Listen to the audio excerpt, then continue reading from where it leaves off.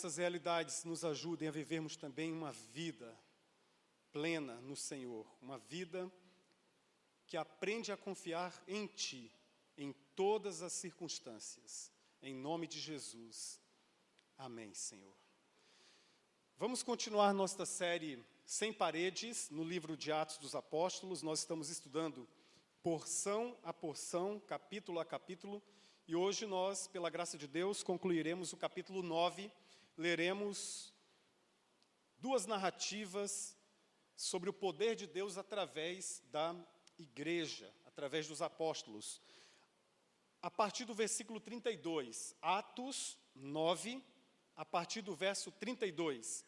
Vocês vão perceber que estas duas narrativas, a da cura de Enéas e também da ressurreição de Dorcas ou Tabita, elas são extremamente parecidas com duas outras registradas em Marcos e também no Evangelho de Jesus segundo Lucas, duas outras narrativas de cura e também de ressurreição, demonstrando que a igreja de Jesus segue este papel, segue este parâmetro, segue este padrão. A igreja de Jesus, em Atos dos Apóstolos, reproduz exatamente aquilo que o Senhor Jesus fez. Então, nós começamos a ler a partir do versículo 32.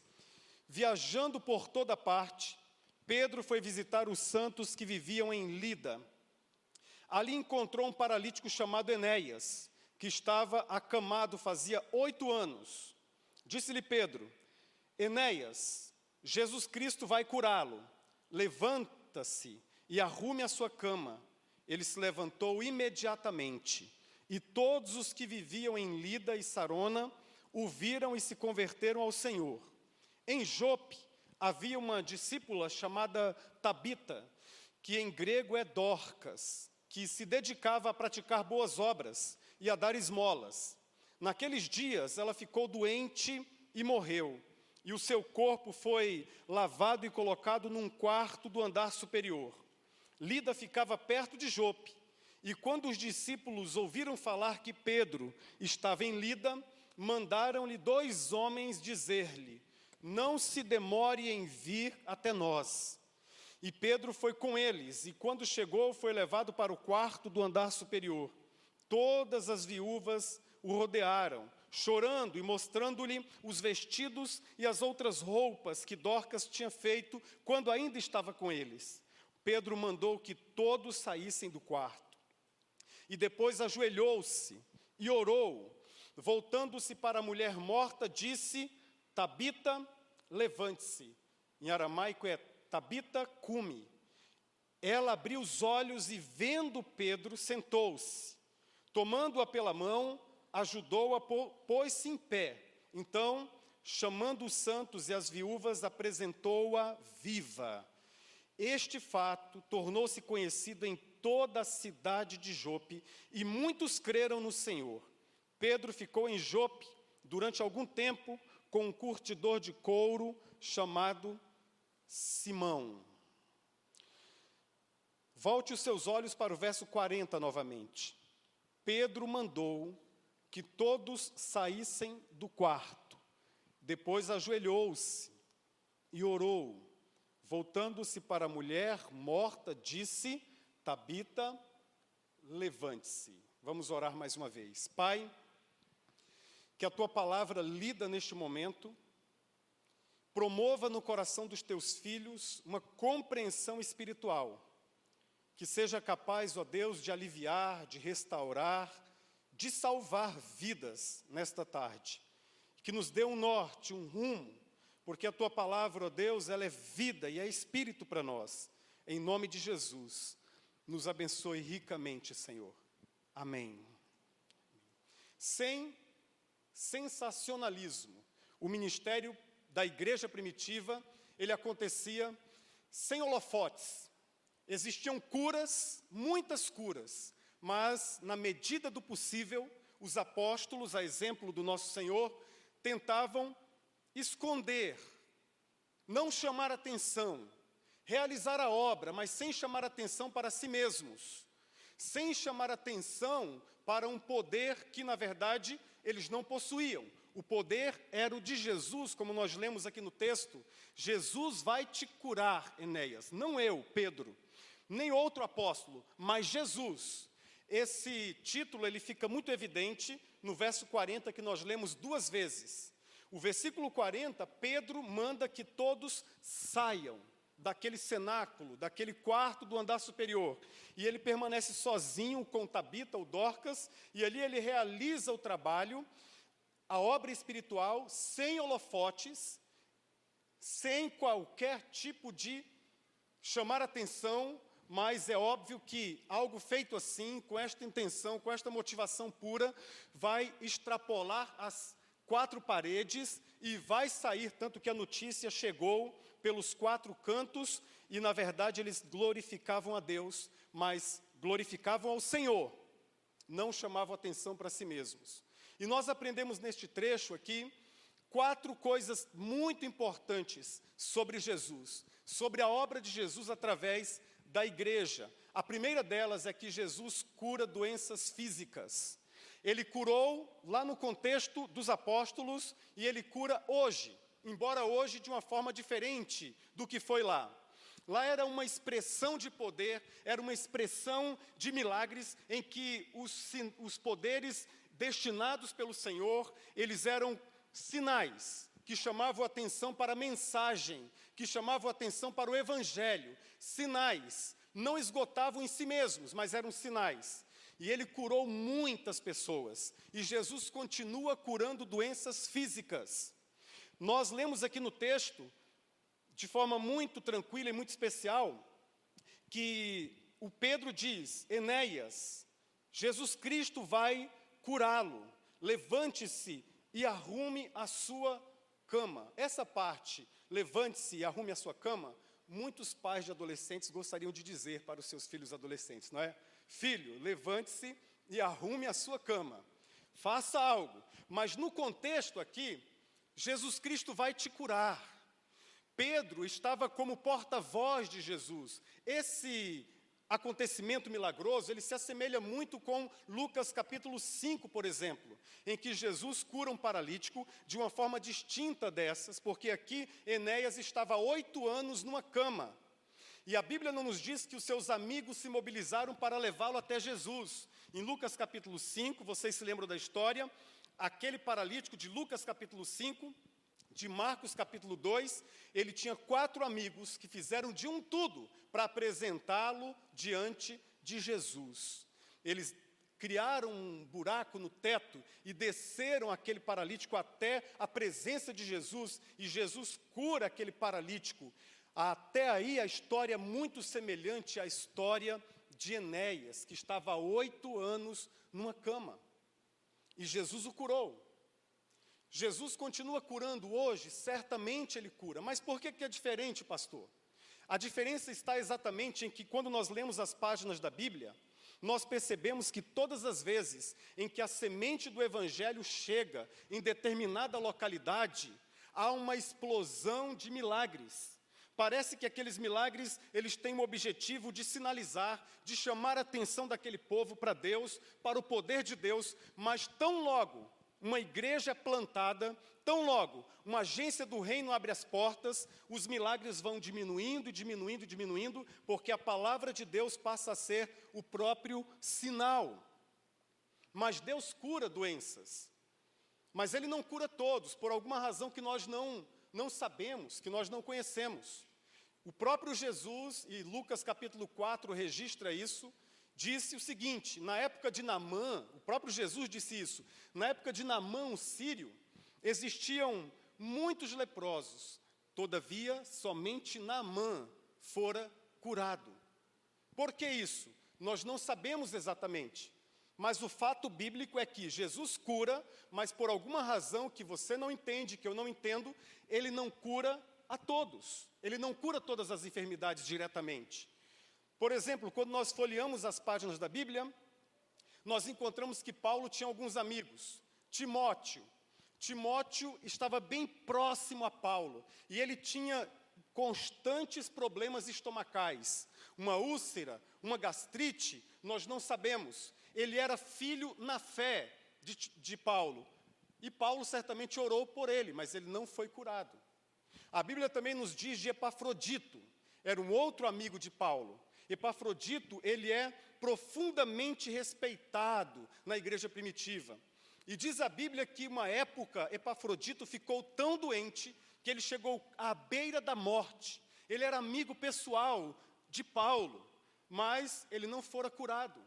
A igreja precisou orar por ele, interceder por ele, e ele teve lá os seus meios, mas não foi curado diretamente.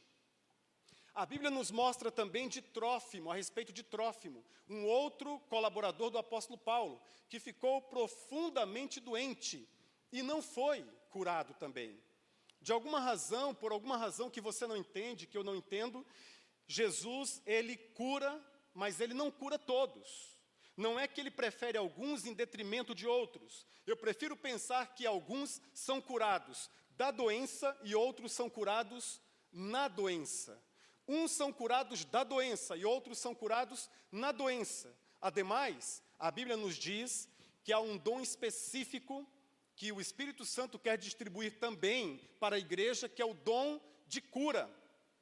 Isso está lá em 1 Coríntios capítulo 12. E às vezes eu oro, sabia, irmãos? Às vezes eu oro pedindo a Deus que derrame sobre o seu corpo, esta parte do corpo aqui que se reúne neste lugar, dons de cura, para que as pessoas sejam restauradas, sejam curadas. Esse dom existe, ele é real, e Jesus pode curar pessoas através deste dom. Eu nunca me esqueço de um episódio que nós passamos aqui no hospital, próximo da igreja, em que um jovenzinho, que ele caiu da sacada do prédio onde ele residia, e ele foi praticamente desenganado pelos médicos. A pressão sanguínea no seu cérebro, a pressão do seu cérebro aumentava a cada dia, o cérebro inchava, e os médicos praticamente desenganaram aquele moço. E nós estávamos ali, e tinha um pastor da igreja que estava ali. Aquele pastor sentiu um impulso enorme na hora que os médicos disseram: não tem mais jeito, provavelmente entre 40 minutos a 1 hora, ele vai ter morte cerebral, não tem como, do ponto de vista da medicina, não tem mais jeito. E aquele pastor pediu à família: eu posso entrar? Eu quero orar por este jovem. E os médicos deixaram ele entrar. E ele entrou, impôs as mãos, orou por aquele jovem de uma forma intensa, de uma forma cheia de confiança em Deus.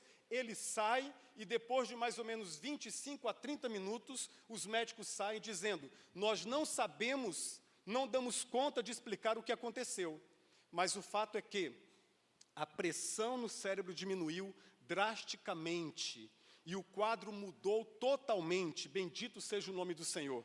4 dias depois, aquele jovem saiu da UTI, e 2 semanas depois, aquele jovem estava aqui neste altar, compartilhando o que Deus fizera em sua vida, sem nenhuma sequela. Louvado seja o nome do Senhor. Não cabe a nós questionar por que o Senhor não faz isso na vida de todos. Nós não sabemos, mas o que nós percebemos é que Ele cura, Ele continua curando, Ele cura a muitos. E Ele tem um dom específico, que é o dom de cura, para entregar ao seu povo, entregar aos seus filhos. E quando os seus filhos recebem este dom, podem exercer, podem orar, podem abençoar tantas e tantas pessoas. Sim, abençoar, porque aqui há um detalhe sobre o ministério de Pedro.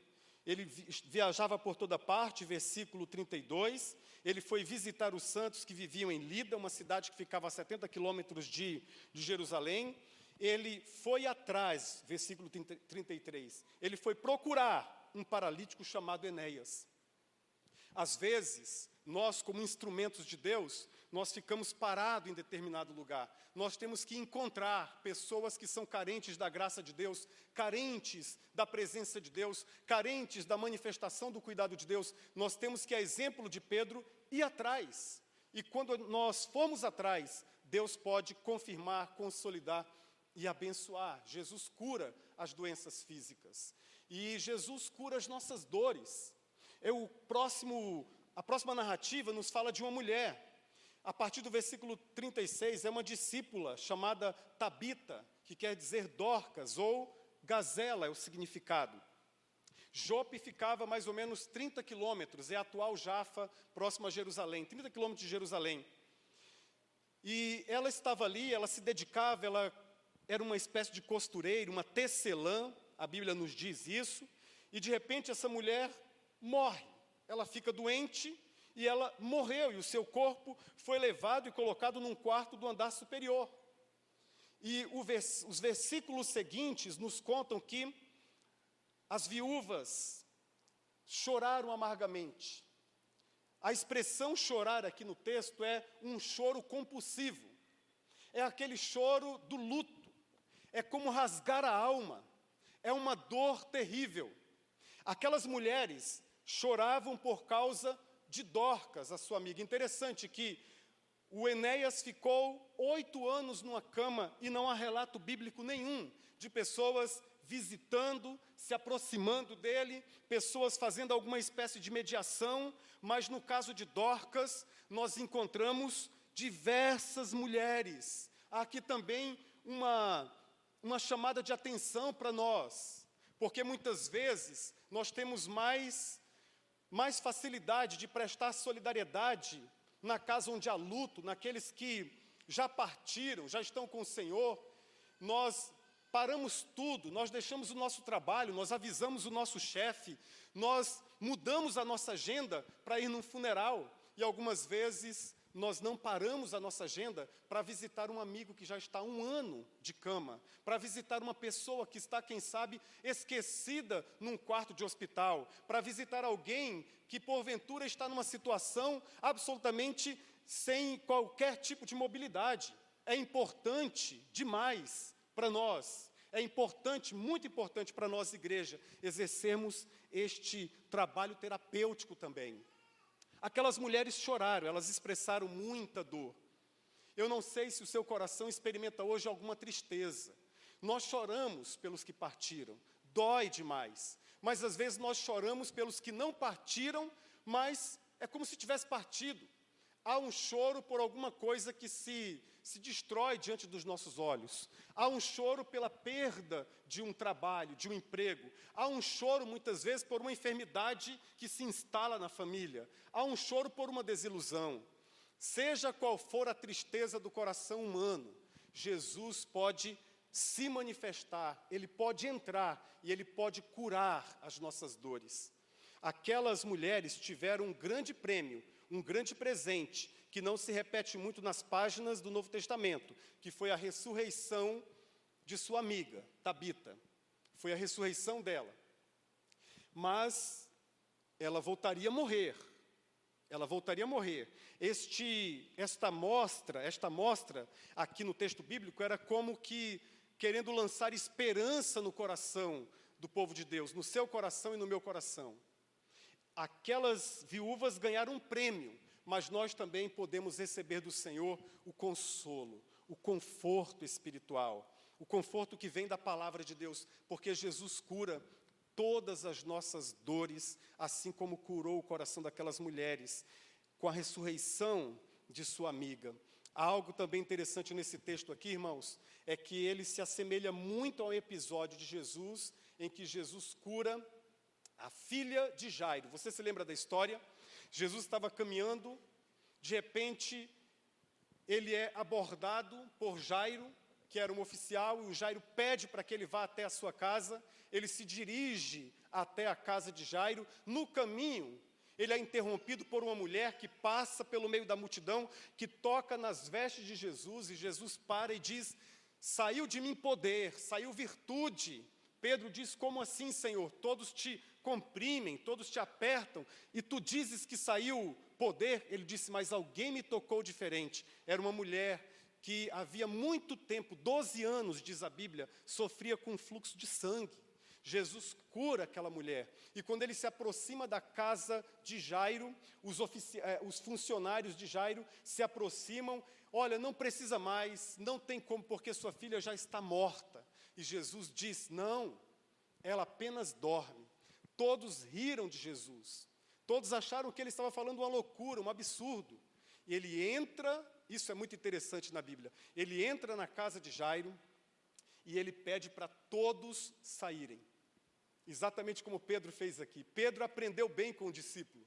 Jesus, na casa de Jairo, diz: todos podem se retirar, menos Pedro. Ele mantém Pedro e João e Tiago. Fiquem aqui, os demais todos podem sair.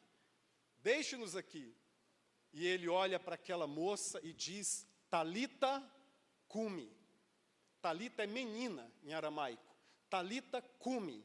Menina, levante-se.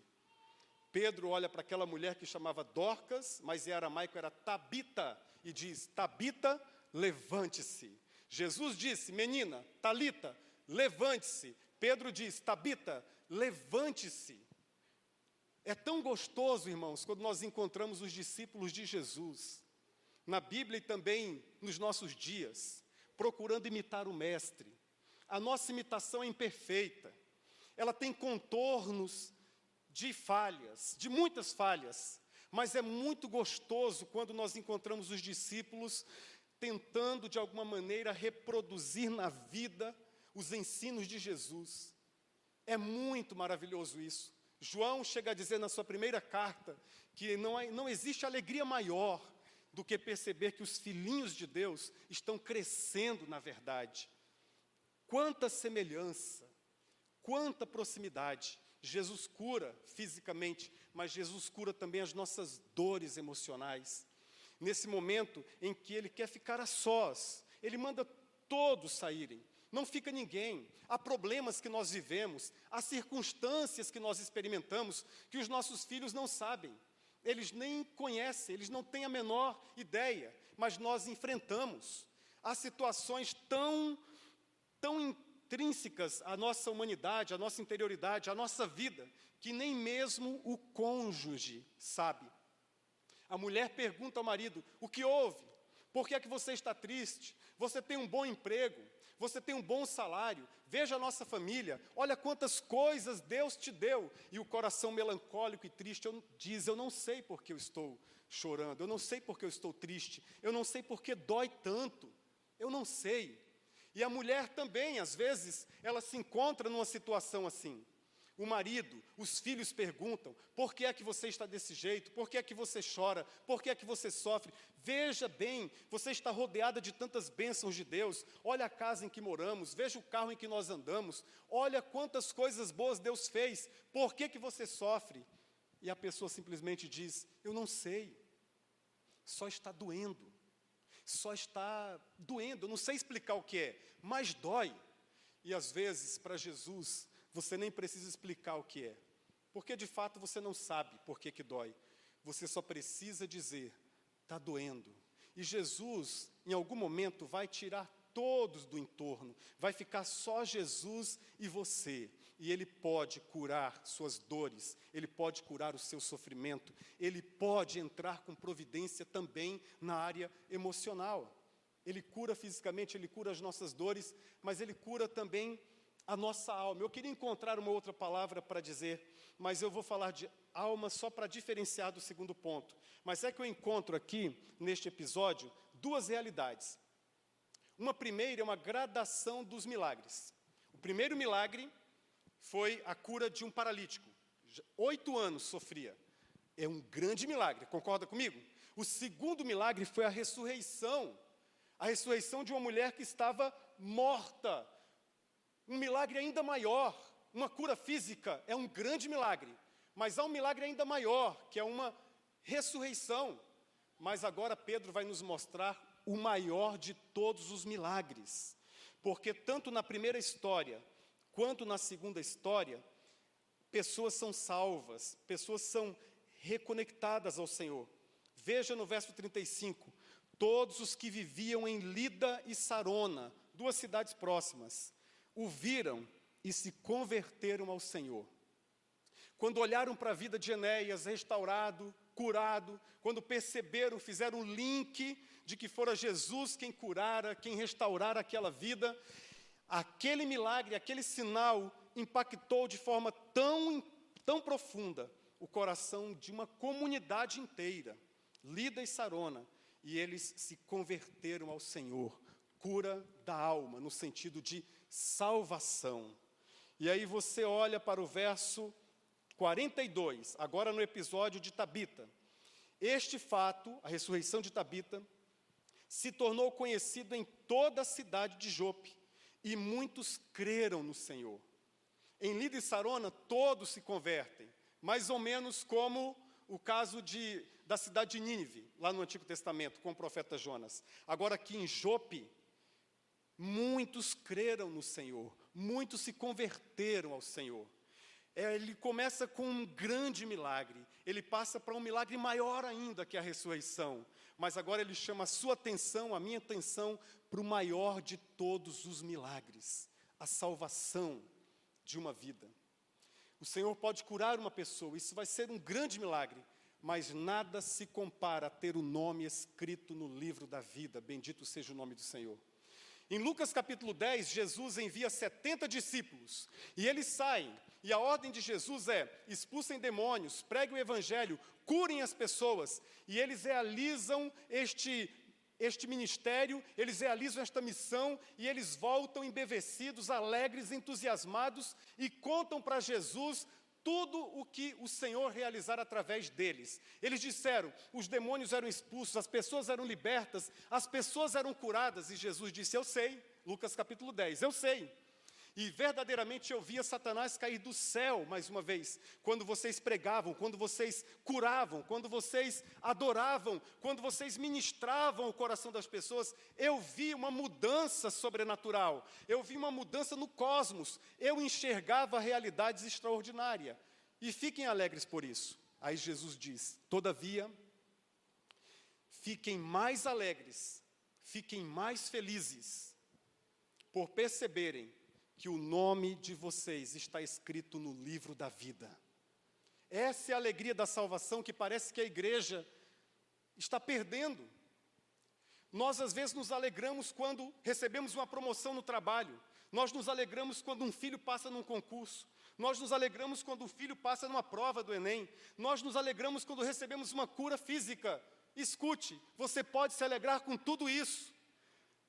Mas quantas vezes essa semana você parou e se alegrou genuinamente por ter o seu nome escrito nos céus, por ter o seu nome registrado com letra de sangue pelo Senhor da sua vida, pelo Salvador da sua existência?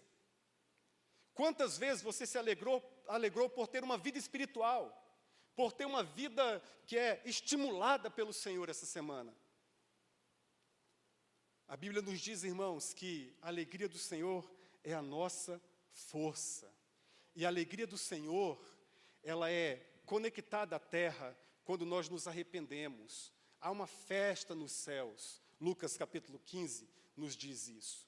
Os céus celebram quando você percebe que por maiores que sejam os seus problemas, por maiores que sejam as suas dificuldades, você percebe que ninguém, escute aqui, ninguém pode arrebatar você das mãos de Deus. Você tem um Deus que cuida de você de um modo extremamente especial. E às vezes quando você chorar, espernear por alguma razão, não se preocupe. As mãos poderosas do Senhor, elas vão trazer o conforto que você tanto precisa. Mas se alegre com este que é o maior de todos os milagres. Eu achei extremamente interessante esse episódio, agora há pouco aqui com o Gabriel. Ele estava arrumadinho, bonitinho, quietinho aqui no colo do seu papai. E aí eu o segurei, e ele começou a chorar, e começou a espernear. Mas o pai veio aqui, começou a tocar nele, e ele foi se acalmando, se acalmando. Mas a tranquilidade foi total, quando o seu pai o toma novamente e o segura. Não importa a idade que você tenha, você pode ter 10 anos, 12 anos, ou você pode ter acabado de completar 90 anos, como o pastor Técio. Não importa a sua idade, não importa. Todos nós precisamos existencialmente de colo do nosso Pai Celestial. Talvez haja alguém aqui nesta noite com a vida tão sofrida que precisa receber uma restauração dessa alegria da salvação, alegria do pertencimento, alegria de que o Senhor escreveu o seu nome no livro da vida. Há um grande milagre, a cura física. Há um milagre maior ainda, a ressurreição de Tabita. Mas há o maior de todos os milagres, a cura, a salvação da nossa alma. E há um milagre que é por demais difícil. O texto encerra com este milagre, que é um milagre muito difícil. Jesus cura os nossos preconceitos. Esse trecho termina de uma forma inusitada. O versículo 43 diz: Pedro ficou em Jope durante algum tempo com um curtidor de couro chamado Simão. Ele ficou em Jope. O capítulo 10, que nós leremos no próximo domingo, fala que nesta casa do Simão curtidor, em Jope, ele teve uma visão de um lençol descendo do céu, com diversos animais que são impuros para os judeus. E o Senhor diz: mata e come, não torne impuro, Pedro, aquilo que eu já purifiquei. E Pedro compreende que aquela mensagem através dos sonhos era uma mensagem que o engajava num ministério, que era o ministério aos gentios. Esse sonho, esta visão, ele recebeu nesta casa de um curtidor. Mas quando você lê a Bíblia, você percebe que esta era uma profissão impura para os judeus, cerimonialmente impura. Os judeus, eles faziam uma lista baseada em pureza cerimonial. Isto é impuro, isso é puro. E a profissão de curtidor era uma profissão na categoria de impuro cerimonialmente, impureza cerimonial. Porque em Levítico nos diz que nenhum dos filhos de Deus, especialmente os sacerdotes, especialmente os sacerdotes, mas nenhum, na verdade, podia ter contato com animais mortos, não podiam tocar nesses animais. Eventualmente, um judeu poderia tocar num animal morto, e lá em Levítico a Bíblia prescrevia uma série de rituais para que ele passasse a ser considerado puro novamente, purificado novamente. Ele não podia ter contato. Eventualmente, acontecia com alguém, e ele tinha que passar por todo um tipo de ritual de purificação. Mas aqui, Pedro se hospeda na casa de um homem que tinha contato com animais mortos todos os dias. Todos os dias. Você já imaginou o cheiro daquele lugar? Todos os dias, Simão, o curtidor, tinha contato com aquilo que os judeus diziam repulsivo, com aquilo que os judeus consideravam impuro. Mas o Senhor leva Pedro para aquele lugar. Com qual objetivo? Curar os seus preconceitos. É muito difícil curar os nossos preconceitos. Extremamente difícil. Mas uma igreja que deseja ser bênção para a cidade precisa receber a cura de todo e qualquer tipo de preconceito. Não pode carregar nada. Há coisas para nós cristãos evangélicos que cheiram mal também. Nós olhamos para algumas realidades, para alguns grupos, e o nosso coração diz: isso não cheira bem. E nós preferimos nos trancafiar na nossa comodidade, na nossa zona de conforto, na nossa religião evangélica. Mas o Senhor nos diz, através do seu Espírito Santo, que inspirou a palavra, que o nosso coração precisa ser curado de preconceitos. O coração de Pedro foi curado desse preconceito. Atos capítulo 10 vai nos dar a clareza disso, mas nós leremos a semana que vem. Mas esse milagre é tão difícil, é tão complicado, que mesmo Pedro, tendo sido curado, o texto bíblico vai nos mostrar lá na frente, no outro escrito, que Paulo teve que chamar a atenção de Pedro, veementemente, porque ele teve uma recaída, e ele começou a agir com preconceito. Quando ele estava com os judeus, ele queria viver como os judeus, ele era um judeu, ele comia com os judeus, e aí quando ele estava com os gentios, ele esquecia completamente aqueles rituais dos judeus, e ele comia junto com os gentios. Mas aí, quando esses dois grupos se encontravam, Pedro não sabia o que fazer. E Paulo observou isso. Pedro tinha uma recaída. e ele começava a olhar com preconceito e com hipocrisia também. Ele saía da presença dos gentios e ele ficava com os judeus, concordando com os judeus, não queria se assentar à mesa com os gentios, não queria comer com os gentios. Os judeus iam embora, e aí galera, tudo bem com vocês? Como é que vocês estão? E ninguém teve coragem de confrontar Pedro, senão Paulo. Diz a Bíblia que Paulo repreendeu Pedro duramente. Pedro, isso não está certo. Pedro, eu sei o que você está fazendo. Pedro, quando você está com os judeus, você se comporta como judeu, você se esforça, mas você sabe, Pedro, que nem você dá conta de seguir todas as leis, de seguir todos os parâmetros. Pedro, você não dá conta, mas quando você percebe que os gentios chegam, os judeus estão presentes, você fica desconcertado. E você vira as costas para os gentios. O que é isso, Pedro? É uma recaída em relação ao preconceito. Pense num grupo social, eu não vou citar nenhum, mas pense num grupo social que é a igreja evangélica, a igreja do Senhor Jesus, que é a igreja do Senhor Jesus, que se reúne também, não somente, mas também entre os evangélicos. Pense num grupo com o qual nós temos enorme dificuldade de receber, de acolher, de abraçar, de tratar como ser humano criado à imagem e semelhança de Deus.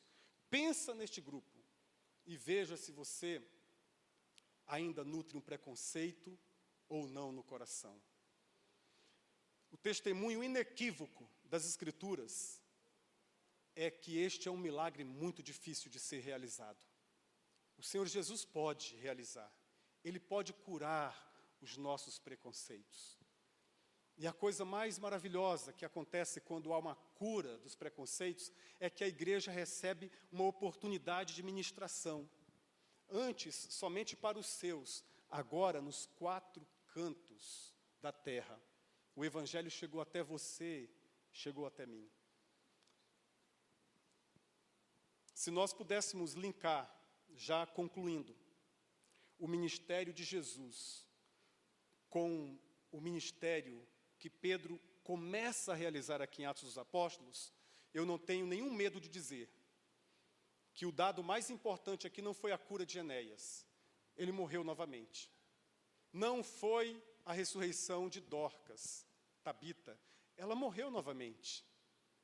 Mas foi o fato de um homem profundamente religioso, extremamente arraigado às suas tradições, cheio de pudores, do que pode e o que não pode, com mais nãos na sua alma do que sims. O maior milagre foi esse homem ter se hospedado na casa de um curtidor, de alguém que todos os judeus que passassem por ali diriam: impuro, impuro, impuro. Deus nos chama para nós nos relacionarmos com este mundo que Ele criou, com estas pessoas pelas quais Ele morreu. Esta semana os pastores ouvimos uma pregação do pastor Edson Barbosa, e o pastor Edson Barbosa disse uma frase que calou profundamente no nosso interior. Ele diz que todas as vezes que ele olha para uma pessoa tão diferente dele, na rua, às vezes na sarjeta, às vezes num beco, às vezes numa rua escura, alguém que não cheira bem, todas as vezes que ele olha para uma pessoa assim, o seu primeiro impulso é ter uma recaída no seu preconceito. O seu primeiro impulso é parar, no mínimo, mas às vezes ele sente vontade também de dar um passo atrás. Mas quando isso acontece, ele volta os seus olhos para a cruz e pensa no preço que o Senhor Jesus pagou naquela cruz. E ele gosta de pensar que o preço foi exatamente o mesmo para todos. Jesus não pagou um preço maior por você. Jesus não pagou um preço maior por mim. Ele pagou um preço de sangue por todos os seres humanos. E cabe a nós entrar na vida, entrar na casa se for preciso, entrar na história de Simões, curtidores da nossa geração, da nossa época, entrar para sermos instrumentos da cura preventiva e também da cura restaurativa do Senhor em todas as dimensões da vida. E o Senhor quer fazer isso também em você. Vamos orar?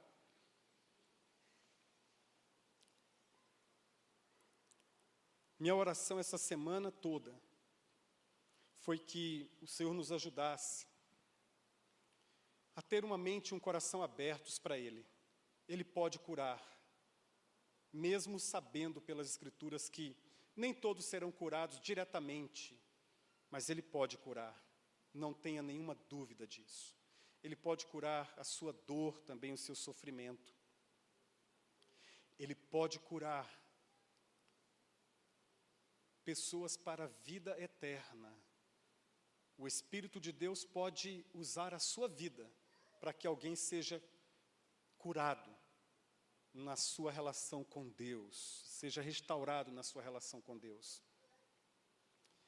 Mas, às vezes, o que pode impedir esta instrumentalidade a partir da minha vida e da sua vida são os nossos preconceitos.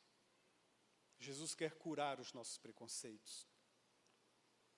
Ele quer que nós olhemos cada ser humano, não importa se ele é Simão o curtidor, se ele está num ambiente que, por N razões da vida, por N razões e circunstâncias desta vida, não cheira bem. Ele quer que nós entremos nesta dimensão e que nós sejamos instrumentos, que nós olhemos para além das circunstâncias e enxerguemos o ser humano, criado à imagem e semelhança do Senhor. Se você perguntar se este é um papel que apenas os pastores devem desempenhar, eu vou dizer para você não. Não. Todos nós que estamos aqui podemos ser instrumentos da graça de Deus nas diversas casas da nossa cidade, que não se adequam muito ao nosso padrão, à nossa regra de conduta, ao nosso jeito de enxergar a vida. Na nossa lista, há alguns que são impuros. Mas, acredite, são exatamente para estas pessoas que o Senhor Jesus veio. Ele veio para salvar os que estão perdidos.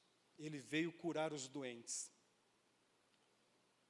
E nós nos esquecemos às vezes, mas nós também somos doentes. Estamos aqui num grande hospital. Alguns chegam aqui na UTI. Outros estão no pronto atendimento, precisando urgentemente de uma palavra, de um abraço.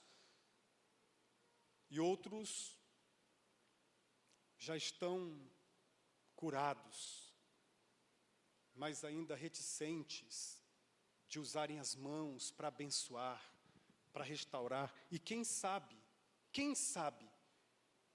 recebendo um dom de cura, curar fisicamente pessoas no reino de Deus, na igreja de Jesus. Qual o seu papel?